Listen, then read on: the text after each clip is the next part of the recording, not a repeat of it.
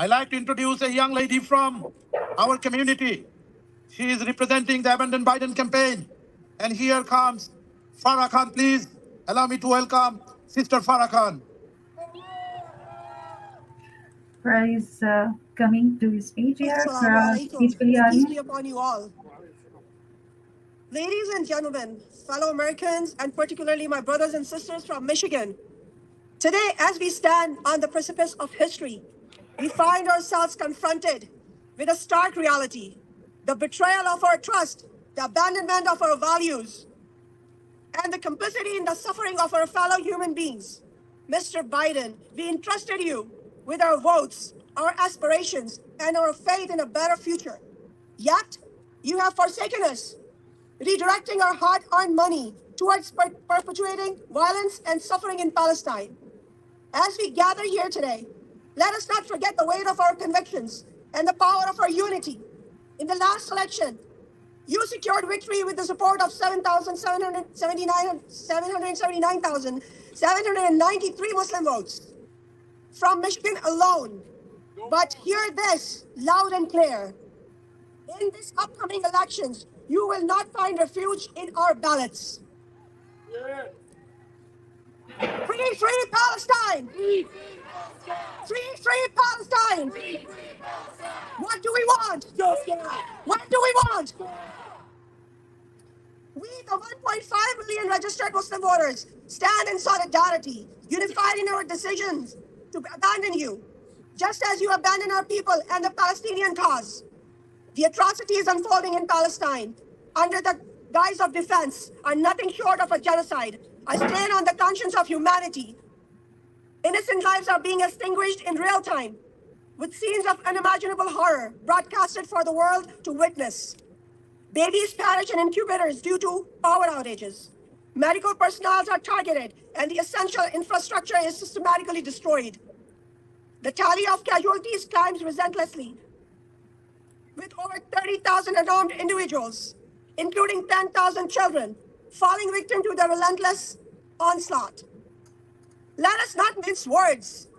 The indiscriminate bombings, the use of phosphorus weapons, and the deliberate targeting of civilians constitute war crimes of the gravest nature. Yet, where is the accountability? Where is the justice for the lives needlessly lost? We refuse to remain complicit in this cycle of violence, funded by our tax dollars and enabled by our government, our government's silence. The magnitude of suffering inflicted upon the people of Palestine demands action, not empathy. It demands accountability, not excuses. Mr. Biden, your administration's unwavering support for Israel's atrocities is a betrayal of our shared humanity and a gross violation of our principles. Your endorsement of Israel's right to defend itself rings hollow in the face of the countless lives disseminated by their aggression. We categorically reject the notion that such brutality can ever be justified in the name of defense. Do you agree? Yes. In the face of such moral bankruptcy, we refuse to be silent bystanders.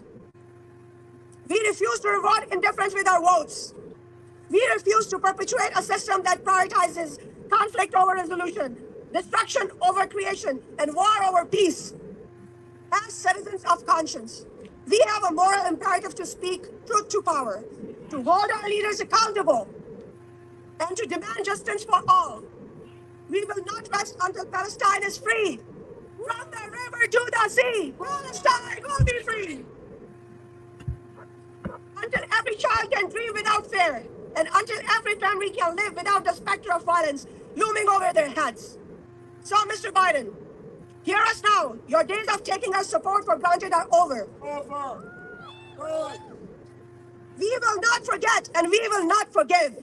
And we will do everything in our power to ensure that come election day, the voices of the oppressed will be heard loud and clear. Are we going to ward these primaries? Yeah. Are we going to go to the polling stations this February 28th? Yeah.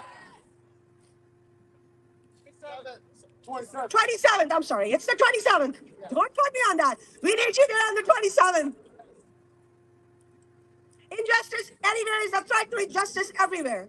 And we will not allow injustice to prevail on our watch. The time for change is now, and we pledge to be the architects of that change. Now is the time to make our voices heard, not just in November, but in the primaries as well. As Michiganders, as Muslim Americans, as Arab Muslim Americans, and as Americans, we hold the power to engage, to enact change. By turning out in force during the primaries, we can send a clear message. We refuse to accept complacency. We reject injustice. And we demand accountability from those in power. Let us show our strength as a community, united in our determination to remove those who betray our thirst and uphold principles that stand in opposition to our values. Together, we can make a difference now and in November, and we will do that. Thank you. Free, free Palestine! Free, free Palestine!